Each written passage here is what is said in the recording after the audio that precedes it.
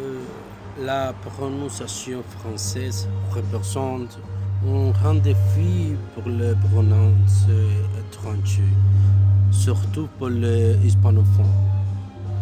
Euh, cette lettre ne se prononce pas et d'autres produits de sons qui n'existent pas en espagnol.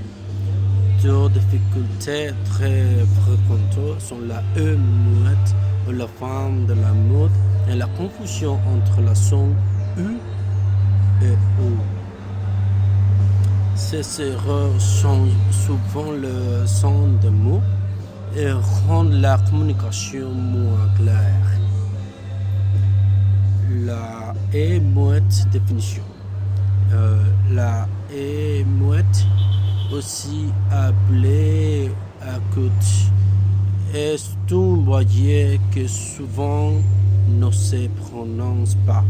Elle apparaît à la fin ou au milieu de mots, rendant table, fenêtre, cheval, petite. Dans la langue parlée, elle disparaît fréquemment, surtout à la fin des mots. Erreur fréquente avec la E muette. Beaucoup d'apprenants prononcent la E finale comme E, ce qui est une erreur.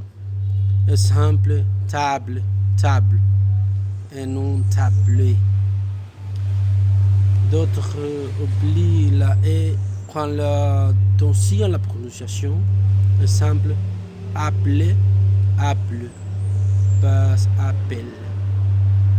Ces fonds modifient le redon et la fluidité du français. Comment corriger la E muette? Écoutez le locuteur natif pour comprendre la redon naturelle. Répétez lentement et fermez la vente sans produire de son final. Lire à voix haute pour sentir la mélodie de France. S'enregistrer pour détecter ses propres erreurs. En pratique régulière, permet de parler plus naturellement. Le son U et O. Le son U est très différent de U. Les lèvres sont arrondies comme pour U, mais la langue est placée comme pour I. Exemple, rue,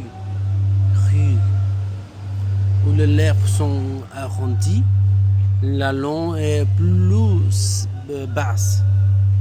Exemple, roue. La différence est petite mais très importante. Erreur et conséquence. Les hispanophones prononcent souvent le E comme O, car le son U n'existe pas en espagnol. Exemple, tout devient tout, todo. Rue, calle devient rue, rueda. Ces erreurs peuvent changer totalement le sens d'une phrase. Méthode de correction de son U et O. Observez la position de la bouche devant un miroir. Répétez des paires de mots.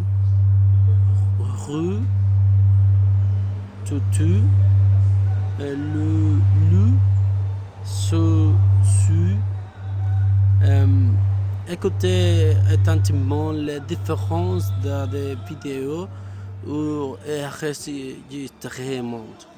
C'est chaque lieu pour entraîner l'oreille et la langue.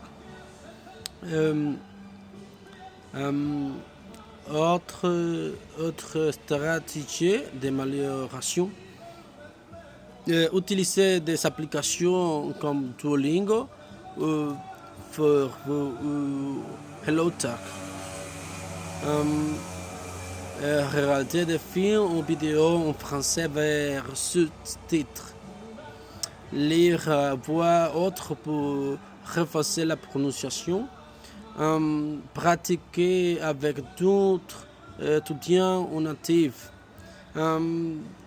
Importance de la prononciation. Une bonne prononciation est de se faire comprendre et communiquer sans